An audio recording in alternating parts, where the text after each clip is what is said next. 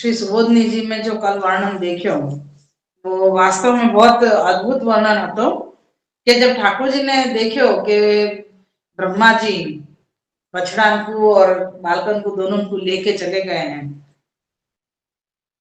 जब आपने ये बात समझ ली आपको तो आश्चर्य तो आपने की हुई, फिर साथ में विचार किया कि अपने ब्रह्मा जी के पास बछड़ा को और बालकन को मैं लेके आऊंगा तो ब्रह्मा जी दुखी हो जाएंगे जब ये क्या करें। तो और अगर घर पे कोई बच्चा को लेके नहीं गए मैं ब्रज में तो सब माताएं दुखी हो जाएंगी। तो दोनों को प्रसन्न अगर करना है तो क्या करें, तो ब्रह्मा जी के पास बछड़ा बालकन को लाना नहीं है और माता को सब उनके बालक को बछड़ा सब देने हैं गायन को। तब ठाकुर जी ने विचार किया कि अब मैं मतलब आपने विचार करके और जितने बालक हते जितने बछड़ाएं हते वो सब अपने रूप में तो आपने उन सबके जैसो रूप बना लियो। सब सिर्फ रूप नहीं बनाए, उनके जैसो स्वभाव, उनके जैसे वस्त्र, उनके पास जितनी भी चीजें हती जैसे कि वेणु, छड़ी, सिंह, छीका और पत्ताएं आदि जो भी कछु जितनी भी वस्तुएं उनके पास आती वो सारी वस्तुएं भी आप स्वयं बन गए। यहाँ तक कि उनके वस्त्र पहने हुए, उनके जो आभरण पहने हुए थे वो सारे आभरण भी आप बन गए, वस्त्र भी आप बन गए। यानी जो जैसो जिनको जैसो स्वभाव, जैसो खेल में जिनके वो रुचि, उनको स्वभाव, वो हर कछु ठाकुर जी बन गए। कितने सारे बालक हते और कितने सारे बछड़ाएं हते, वो सारे सबको स्वरूप ठाकुर जी स्वयं बन गए। और बनने के बाद में उन्हीं लोगों से यानी खुद अपनी ही आत्मा से जैसे मतलब घिरे हुए हुए ऐसे प्रकार से ठाकुर जी घिर के और जैसे नित्य व्रज में पधार गए ऐसे ही आप सब बालकन के साथ और बच्चा के साथ अपने ही आप घिरे हुए ठाकुर जी। फिर यहाँ ठाकुर जी नहीं तो आप स्वयं उनके स्नेह के बंधन में बंधुए के लिए आप खुद ने ही खुद को वहां पे पधरा दिए। यानी बछड़ाएं जो आपको ही स्वरूप है, आप ही बछड़ाएं बन गए हैं तो उनको उनकी माता के पास यानी गायन के पास जाके आप छोड़ी आए और माता के पास जिनके बालक हैं उनके बालकन को उनकी माता के पास छोड़ो। लेकिन वो माता के पास मतलब जो बालक गए वो आप स्वयं ही हैं। यानी मैंने अपने ही 1000 रूप बनाए और मैं ही सब जगह अपने आप को रख तो जानू कि भाई अब मैं यहाँ पे रहूंगा या कि यहाँ पे काम करूँ या कि यहाँ पे ऐसे करके सब जगह उनको उनकी जगह पे स्थित कर दिए जहां जहां उनकी जगह होती। तो यानी वो बंधन में खुद ही बंध गए, मतलब ये विरुद्ध धर्माश्रय स्वरूप। अपन को मैं पहले भी शुरू में भी ये जब 3 साल पहले जब ये श्री सुबोधनी जी को वर्णन शुरू किया तो वह समय भी सबसे पहले वर्णन शुरू करने के भी पहले ये वस्तु को दृढ़ कराई थी सबन को, जितने भी सुनने वाले आते। अब तो बहुत सारे वैष्णव बढ़ गए यहाँ पे, तो पहले जब शुरुआत करी थी वह समय ये बताया होता कि भाई ठाकुर जी को विरुद्ध धर्माश्रय स्वरूप जब तक हमको हृदयारूढ़ नहीं होएगो कि भाई ठाकुर जी ये भी कर सके और नहीं करने को भी सब कछु कर सके। यही जो अपन को कल ये जो लीला बताई अभी अपन को कि ये चीज कोई विचार भी नहीं कर सके कि ठाकुर जी अपने में से इतने सारे स्वरूप बना देंगे। दूर दूर तक कोई के भी कहीं विचार में नहीं गए ना, मैं तो सपने ही ख्याल में तो अपन ऐसो वाक्य बोले तो वही है कि हमने तो दूर दूर तक कहीं ऐसो विचार भी नहीं किए थे या कोई सोच भी नहीं सके कि ब्रह्मा जी ने जिन बच्चा को और जिन बछड़ा को लेके और छोड़ दिए, छुपा दिए कहीं पे और ठाकुर जी की नजरन से दूर कर दिए, तो ठाकुर जी ने ब्रह्मा जी को भी प्रसन्न करोगे नहीं, यानी कि तुम खुश हो, तुमने ये उद्यम किया मेरी लीला देखने के लिए, तो अब लीला देखो तुम कि अब तुमने सोची भी नहीं होगी कि ऐसी लीला मैं कर सकूं। वो लीला ठाकुर जी ने करके बताई। तो कि वो कौन सी, तो कि आपने अपने ही अंदर से इतने हजारों रूप बना लिए, हजारों लाखों रूप बना दिए, क्योंकि बछड़ाए तो बहुत सारे होते, एक एक के पास 10-10 हजार बछड़ाए होते और सैकड़ों बालके होते। तो विचार करो कि कितने सारे बछड़ाएं होंगे और कितने सारे बालक होंगे, तो उन सबको रूप ठाकुर जी ने धारण किया। वो धारण करने के बाद आप ही स्वयं अपने आप को स्नेह के बंधन में बंधा रहे हैं। यानी ठाकुर जी ये नहीं करवे को जो कार्य है वो भी आप करके बता रहे, नहीं करवे यानी कोई ने सोचो भी नहीं हो सके ऐसा कार्य। जैसे जैसे प्रहलाद जी को बचावे के लिए आपने नरसिंह जी को स्वरूप धारण किया, तो ये कोई ने नहीं सोची थी कि ठाकुर जी ऐसा रूप भी धारण कर सके कि आधो सिंह को और आधो नर को, यानी आधे आदमी और आधे प्राणी ऐसे करके है आप यहाँ पे वो भी ऐसे जड़ वस्तु में से आप बाहर प्रकट है। तो ये तो अन्यथा कर तुम वस्तु है ना, कोई सोच ही नहीं सके कि ऐसा हो सके, ये ऐसा ठाकुर जी कर सके। तो ये सारी विरुद्ध धर्माश्रय लीलाएं हैं। यानी हम जो हमारा जो स्वभाव है वास्तु हम विरुद्ध भी कर रहे हैं। जैसे कोई कहे ना कि भाई वाको स्वभाव कैसे होता है कि भाई वाको स्वभाव तो बहुत क्रोधी है, लेकिन वो क्रोधी होने के बावजूद अगर वो कोई सु प्रेम से बात कर रहे हो तो कह ले यार ये कब सु प्रेम से बात कर रहे लगे, या तो जैसे स्वभाव ही नहीं है। ऐसे मतलब जाको जैसो भी स्वभाव हो, लेकिन वो असु विरुद्ध करके बतावे तो आपको क्या विरुद्ध धर्माश्रय। और यहाँ पे ठाकुर जी को स्वभाव क्या है, जीव को मुक्ति देनी, लेकिन ठाकुर जी मुक्ति नहीं दे रहे हैं और वो बल्कि जीव को तो ठीक है वो अपने आप को बंधा रहे। तो ठाकुर जी तो कोई से भी नहीं बंध सके, आप तो स्वतंत्र हैं, अपनी इच्छा से ही आप सब कुछ कार्य करने वाले हैं, तो कोई के भी बंधन में आप नहीं बंधावे। लेकिन यहाँ तो सामने से आप स्वयं अपने आप को संसारी लोगों से बंधवा रहे हैं कि भाई गायन से आपने बंधवा दियो अपने आप को, और न ये जो सारी बालकन की जो माताएं हैं उनके भी बंधन में आप बंध गए। क्यों? क्योंकि उनके पुत्र बन के घूम रहे हैं, अब उनके पुत्र बन के आए हैं, यासु ने आप या प्रकार से बंधन में बंध गए। तो ये विरुद्ध धर्माश्रय स्वरूप बताया। और फिर वाक्य बाद ये बताया कि जब वेणुनाद भयो, वेणु को स्वर मतलब मुरली को स्वर सुनो जब माता ने, तो वो ने आके और मैंने मतलब सुन के वो एकदम से खड़ी होके और द्वार पे आई। और वहां जैसे जैसे उनके बालक आए, सब बच्चाएं आए, तो ठाकुर जी ही को स्वरूप है ये उन माता को नहीं मालूम है, फिर भी उनको अनायास जो वात्सल्य भाव उत्पन्न भयो, तो उनने अपने बालक को जो, ऐसे नहीं है कि भी आके सीधे माँ को गले लग गए, ऐसा नहीं है, वो बैठ गयो आके या बैठो है या कछु आके कछु करवे लग गयो एकदम से, तो भी माता ने अपने आप वह बालक को उठायो और वाको गले से लगायो, आलिंगन कियो वाको, और वाको इतना स्नेह उमड़ आयो, इतना वात्सल्य भाव उमड़ आयो वो माता को के उनको स्तन में से दूध झरने लगे। तो वो दूध झरने के कारण ये बता रहे हैं कि भाई ये बच्चा जो है ये तो कुमार अवस्था वाले बालक है। कुमार अवस्था को मतलब है 4 साल 5 साल और 5 और 7 साल के बीच के बालक हैं। तो इतने बड़े बालकन के लिए तो मतलब इतने बड़े बालक हुए के बाद माता को दूध आना ये अशक्य वस्तु है, और फिर भी ये चीज हुई, तो ये भी विरुद्ध धर्माश्रय स्वरूप हो गया। और वो हुए के बाद भी मतलब वो माता को इतना प्रेम आयो कि उनने अपने इतने बड़े बड़े बालकन को भी दुग्धपान करायो।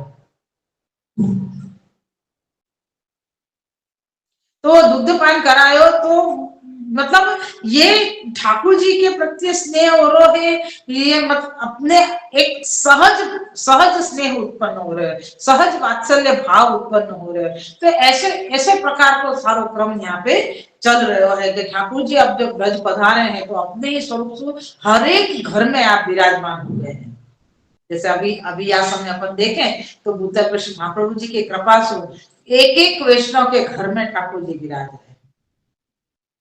अपन कोई दृष्टि ऐसी नहीं है यासु हम प्रभु से इतने दूर है या प्रभु के लिए हमको स्नेह नहीं हुए है ऐसो जैसो अपने बालक के लिए हुए है, ऐसो स्नेह हमको अभी प्रभु के लिए नहीं हुए है। जो वो सहज स्नेह हो जाएगा तो हमको जो पुष्टि को फल है वो प्राप्त हुएगा, अन्यथा नहीं हो पावे। तो ये अपन ने क्रम कल देखियो, तो अब आगे माता को क्या क्या सुख ठाकुर जी ने दियो या उनको कैसो भाव और भी प्रकट भयो वो यहाँ पे अब अपन आगे देखें। श्री वल्लभाधीश की जय हो। श्री कृष्णाय नमः। श्री गोपीजन वल्लभाय नमः। श्री वागपति चरण कमलेभ्यो नमः।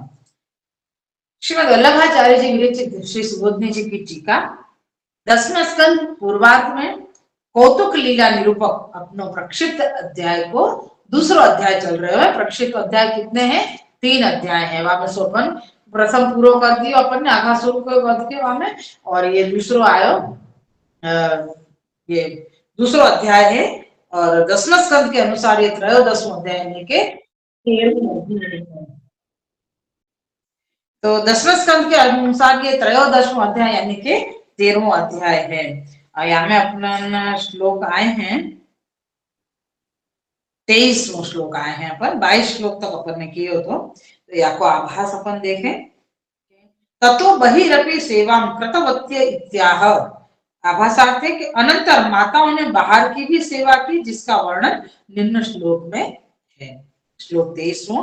ततो नृपोन मर्दनन मज्जले पनान लंका रक्षा तिलकाशनादिभिः संलालितः स्वाचरितैः प्रहर्षयन् सायं गतो यामयमेन माधवः। श्लोकार्थ है, हे नृप, माधव भगवान काल को अपने नियम में रखकर शाम को घर पधारते, तब अपने चरित्रों से आनंद देते हुए भगवान का माताओं ने मर्दन यानी कि मालिश, स्नान, लेपन, अलंकार, रक्षा, तिलक और भोजन आदि से लालन किया। अब यहाँ पे ये माताएं तो अपने अपने बालकन को ही ये कर रही है ना।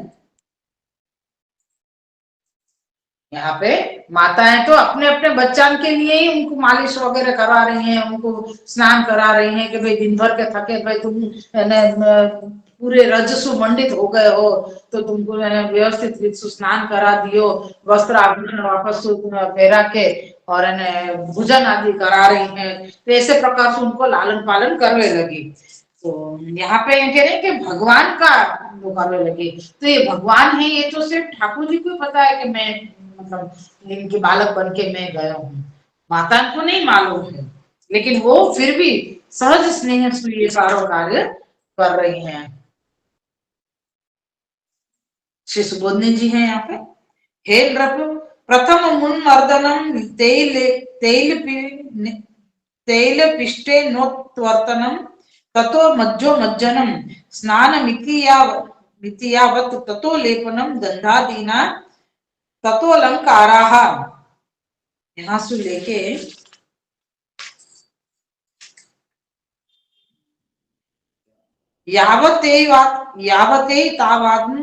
यावते तावान कालो भवति तावत सूर्य गति ही काल कृतानुपपत्ति रीति। यहाँ तक की श्री सुबोधनी जी है। और श्री सुबोधनी जी की व्याख्या थे यहाँ पे कि प्रथम माताओं ने बालकों को तेल से मिले हुए पिष्ट द्रव्यों से यानी पिसे हुए तेल में पिसे हुए द्रव्य जो हैं चीजनसु मर्दन किए यानी कि मालिश किए। अनंतर स्नान, गंध आदि पदार्थों से लेपन आभूषण पहनाकर अलंकृत किया। यानी वे कह रहे हैं कि भाई जैसे कह रहे हैं कि भाई ठंडी में अमुक चीज लगावे सु नहावे सु सारी थकान दूर हो जावे, और रज के कारण कोई तकलीफ होती हो तो वो भी दूर हो जावे।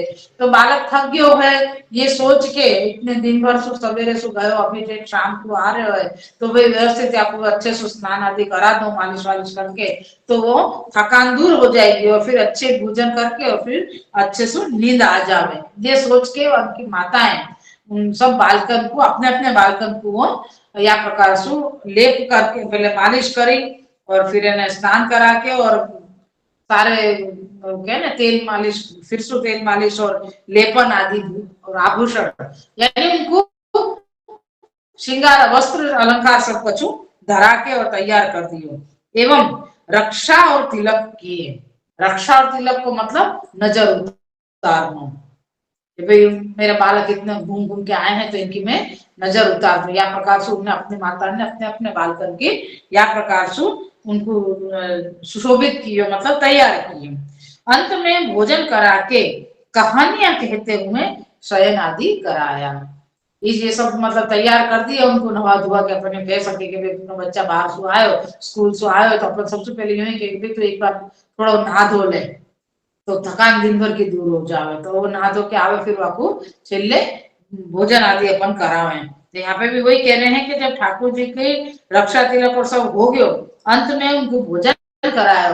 भोजन के बाद जब ठाकुर जी को नींद यानी अपने बच्चा को नींद आवे लगी तो अच्छी अच्छी कहानियां सुना के और उनको सुला दिए। उन सब से माताओं द्वारा लालन किए हुए बालक पूर्व के समान चरित्रों से विशेष हर्ष देने लगे।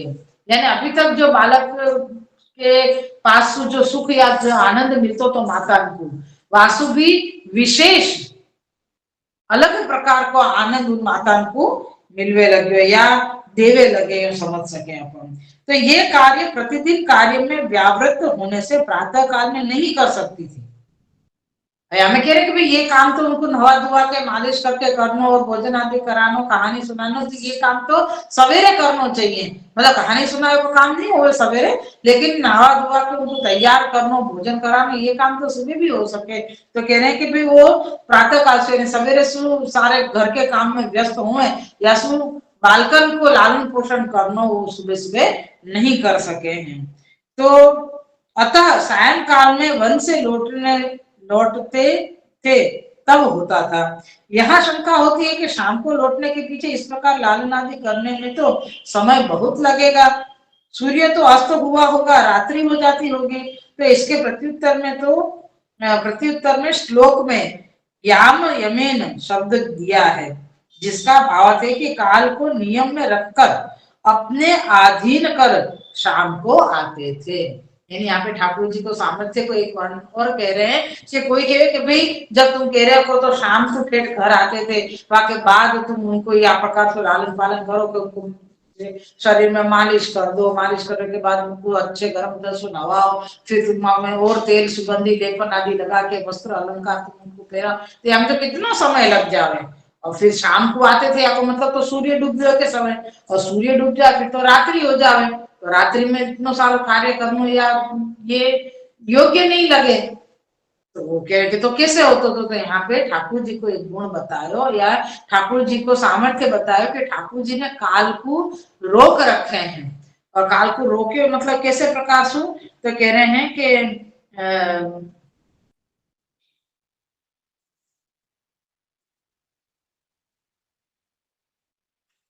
कहाँ चलोगे,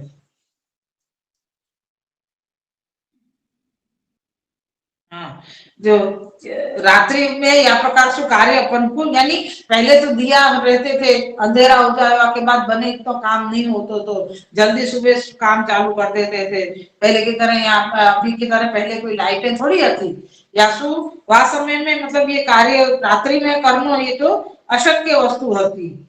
तो यहाँ के प्रत्युत्तर में कहे हैं कि ठाकुर जी ये काल को रोक के रखे, यानी आप जब वंशु पधारते तब शाम को रोक मतलब शाम जो है सूर्य जो ढलवे की स्थिति में है वह कुछ सूर्य को ढलवे नहीं देते थे और आप पधार के और पहले अपने सारो क्रम करवाते थे, वाके बाद सूर्य ढलते थे। तो ये प्रकार यहाँ पे कह रहे कि वो तो काल को चलावे वाले काल को नियमन में रखने वाले स्वयं ठाकुर जी हैं। या तो कहे कि याम यमेन शब्द दिया है कि जिसका भाव है कि काल को नियम में रखकर अपने अधीन कर शाम को आते थे, क्योंकि वे जानते थे कि माताओं को इतना कार्य करना है, इसलिए सूर्य की गति चलना रुक जाती थी। जब माता ये कार्य कर लेती थी तो सूर्य अस्त हो जाता था। इस प्रकार कैसे होता था, इस प्रकार कैसे होता है, इसके उत्तर में भगवान का विशेषण माधव दिया है, जिसका भाव यह है कि कृष्ण लक्ष्मी यानी सर्व संपत्ति का पति है, नहीं हो सकता है और काल भी नियामक है, अतः काल के द्वारा उसके कार्य में किसी प्रकार का प्रतिबंध नहीं हो सकता है। यहाँ पे बता रहे हैं कि भाई ठाकुर जी काल के नियामक हैं, काल को अपने इच्छा से चलावे वाले हैं। तो ठाकुर जी को खबर है कि भाई अब हम लोग अभी घर जाएंगे तो हमारी माताएं हमारे या प्रकार से लालन पालन करेंगी, और ऐसे में सूर्य अस्त हो गया तो ये सब लालन पालन रह जाएगा, ये सारा आनंद हम नहीं ले पाएंगे। ये सोच के आप जब भी पधारते वन में सो तो सूर्य की गति रोक के रखते थे ताकि माता के पास जावे और माताएं उनको जो भी नवावे को और सारे कर्म जो करने हैं उनको तो वो सब कर लेने, वाके बाद सूर्य अस्त होतो तो। ये अपनो 23वां श्लोक यहाँ पे पूरा हुआ। 24वें श्लोक को आभास है। गावस्ततो गोष्ठमुपेत्य सत्वरम हुंकार घोषे ही परिहुत संगतान स्वकान स्वकान वत्स तरान पायन मुहुर्लिन मुहुर्लि स्त्रवदो घसम पयः। श्लोकार्थ है, तत्पश्चात गौ शीघ्र गोष्ठ में आकर हुंकार शब्दों से बछड़ों को बुलाने लगी। अब वे पास आ गए, तब अपने अपने बछड़ों को चाटती हुई थनों में से स्रवित दूध पिलाने लगी। श्री सुबोधनी जी हैं यहाँ पे। ततो वत्स प्रीत्यनंतरम गावोपि गोष्ठमुपेत्य सत्वरं त्वरया हुंकार घोषैः स्वप्रतेर्हुंकार शब्दैः परिहुता आहुताश्च ते संगताश्च ततस्तादृशान् स्वकान् वत्सतरान् स्थूल वत्सान् व्यपायन स्नेहान मुहुर्लिहन्त्यव न, ताकि अपन या को भावार्थ समझ सके कि आप हमें क्या कह रही हैं हमको। तो मूल वाणी श्री सुबोधनी जी करें तो अच्छो है। अब श्री सुबोधनी जी अपन ने ले ली पूरी, अब आपको व्याख्या थे। गौओं ने जो अपने अपने बछड़ों को देखा तो हुआ प्रेम उत्पन्न होने के अनंतर वे भी शीघ्र गोष्ठ में आ गई और अपने हुंकारों की ध्वनियों से बछड़ों को बुलाने लगे। वे आकर मिले, फिर मिले। गौएं अपने अपने बछड़ों को स्नेह से बार बार चाटती हुई दूध पिलाने लगी। यदि बछड़ों को दूध पिला दिया तो दोहन क्रिया पीछे कैसे होगी? कि गाय को दूध बछड़ा पी लेंगे तो फिर आगे को जो क्रम है वो कैसे निभेगो? यो दोहन जो करवे को है, गाय को दूध लेना है तो फिर यहाँ तो सब बछड़ाएं पी जाएंगे तो फिर दूध कहाँ बचेगा? तो वाकई में कह रहे हैं कि यह शंका नहीं करना चाहिए, क्योंकि जो दूध बछड़ों को पिलाने लगी वह दूध स्नेह बढ़ रहे हैं।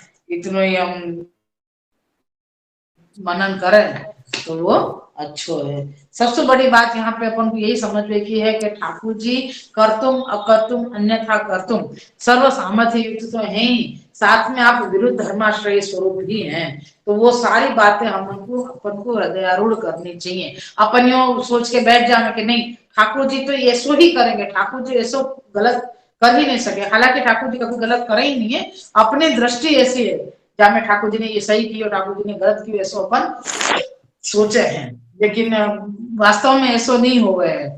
तो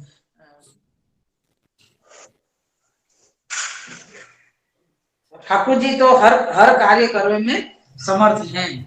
और यहाँ भी आपने अपने जो मुक्ति देने वाले आप स्वयं हैं, वो खुद अपने आप को बंधन में डाल रहे हैं, स्नेह युक्त बंधन में बांध रहे हैं। तो ऐसे यहाँ पे बताया है। तो माता ने फिर क्या किया, सब उनको अपने अपने बच्चा को अच्छे से मालिश करके उन्हें नवा के और पूजन आदि करा के सुंदर सुंदर कहानियां सुनाई और कहानियां सुनाते सुनाते सुला दिए, सबको नींद करा दी।